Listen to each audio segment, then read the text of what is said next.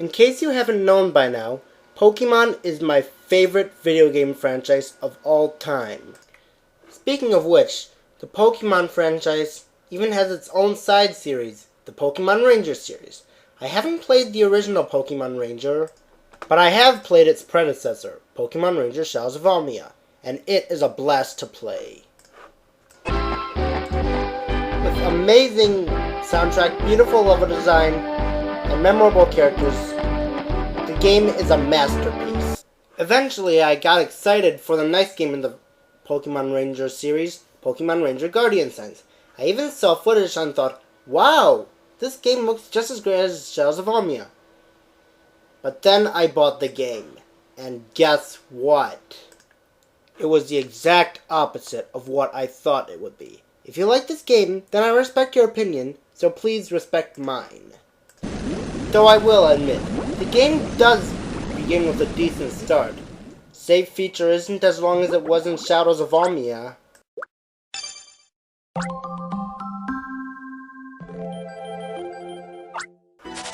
Capture bonus has improved because they show all the bonuses on the same screen instead of on separate screens, making it faster. You don't have to capture Doduo every time you want to double your speed. Just summon Raikou, Entei, or Suicune. You can accept multiple quests at once, while in Shadows of Almia you could only accept one quest at a time. You can also have 7 Pokemon before or later in the game, while in Shadows of Almia you couldn't get 7 Pokemon until later in the game. But that only makes the rest of the game look even worse. Kellen from Shadows of Almia was a pretty cool guy. But in Guardian Signs, he is replaced with Ben, a ranger that looks weird. Though I will admit, the female Pokemon Ranger, known as Summer, she's pretty hot. And while I will admit, some music is awesome,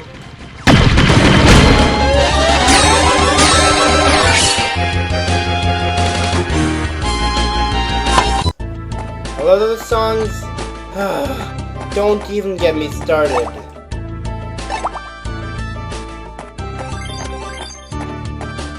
The level design is ugly. Why is the level design so horrible? Makes me sick just looking at it. No wonder they call it the Oblivia region. This game is oblivious to good level design. Remember the awesome ranger-based theme from Shadows of Almia?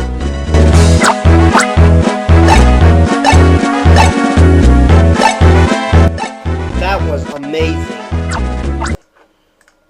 But here, they converted it into a boring house theme. I know what some people are probably thinking. House themes aren't supposed to be awesome. Well, the house theme in Ocarina of Time was pretty awesome.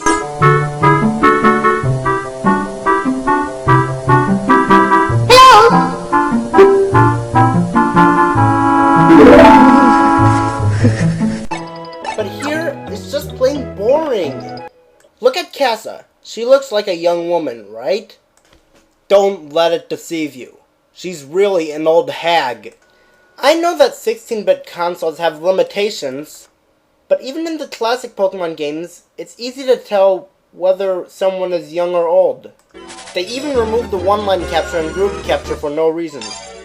The signs are better than having to capture a certain Pokemon to use a certain field move, but you have to do it every time you want to use it. You have to use it a lot. Look at this!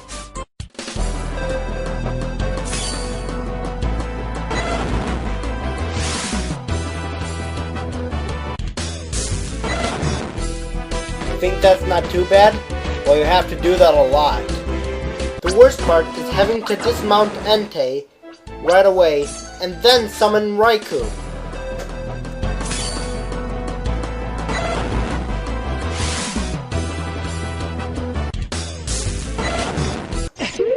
And I thought Ocarina of Time's water temple was annoying.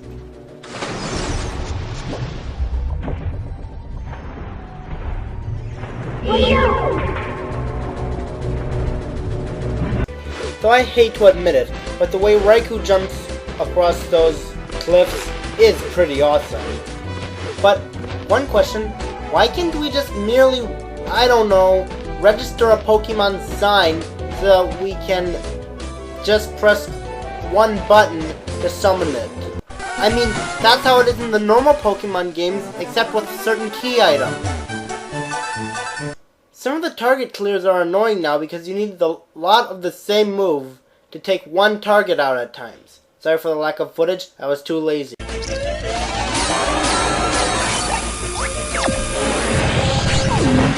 You have got to be kidding me.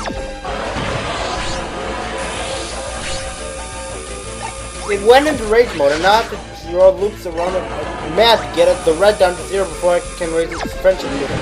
Yes, you can summon Pichu to make the red bar go faster, but it might miss. You have to draw the loops just in case, or the Pokemon will get even angrier. Try telling me you can do this without hurting your wrist. What's the purpose of this new feature? It doesn't make them harder, but it makes them more frustrating and annoying. The wireless tower music is awesome.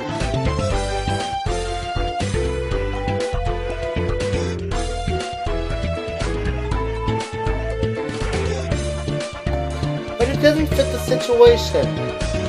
Sure, it matches the scenery, but it sounds like you're towards the end of the game when you're really just starting out.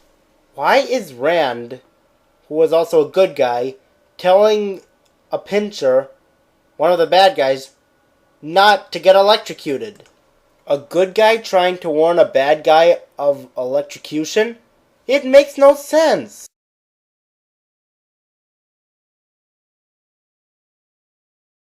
Dramatic pause, and her awesome name is Blue Eyes.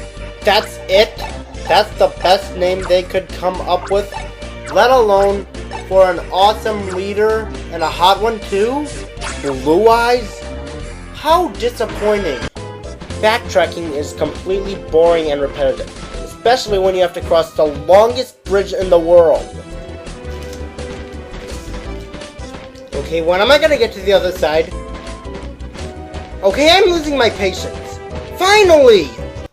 It would be less time consuming watching a turtle carry 1,000 elephants across a football field. And trust me, you'll have to cross that bridge a lot.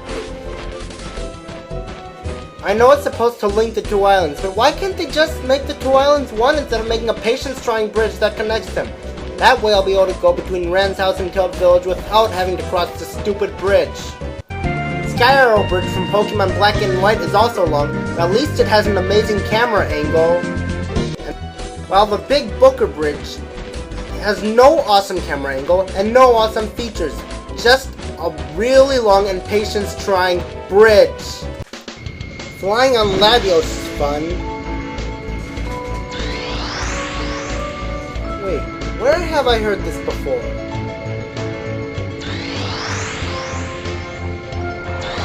Oh yeah, the Kingdom Hearts Gummy Ship thing!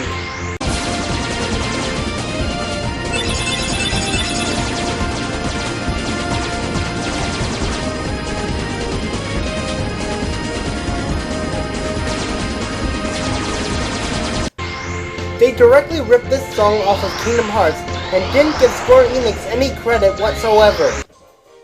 Oh, you're gonna love this one. After you beat Blue Eyes' Feraligatr, you have to escape the submarine before it sinks to the bottom of the ocean. Sounds like fun, is it? Well, it is. There's only one problem. Some of the Pichus are on the ship, so you have to escape the submarine and save the Pichus too. Wait a minute, aren't there other Pokemon on the ship? I'm going to capture the Pokemon and then have them follow me off the submarine so they don't die too.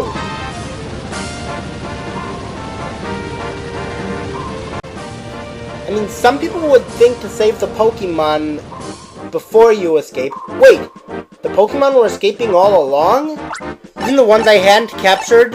If they had told me that from the very beginning of the escape, then I wouldn't have wasted all that time capturing those Pokemon. Looks like the Ranger Union has been converted into a ship. That's pretty awesome, but you don't even get to go inside it, like you could in Shadows of Almia. That would have been awesome. This song is heroic.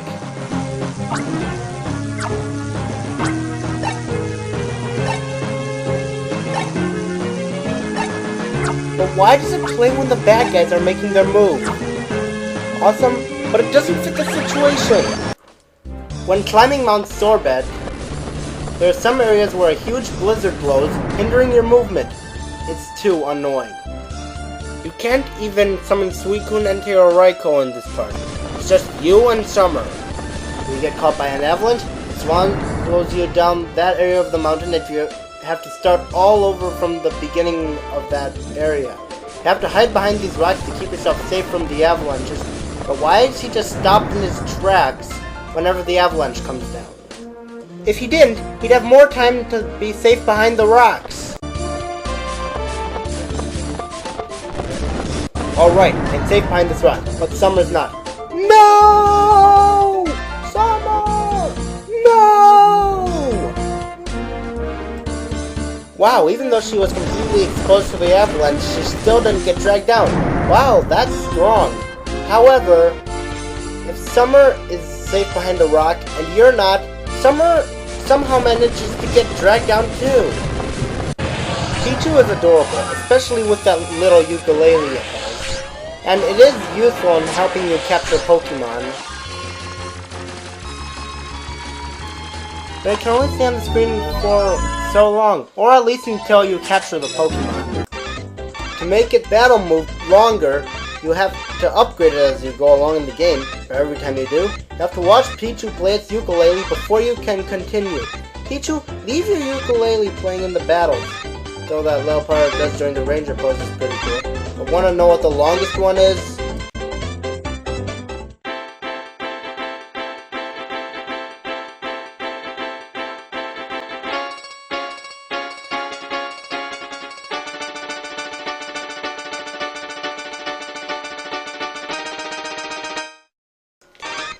Yeah, thank you very much, Pichu. I want my life back.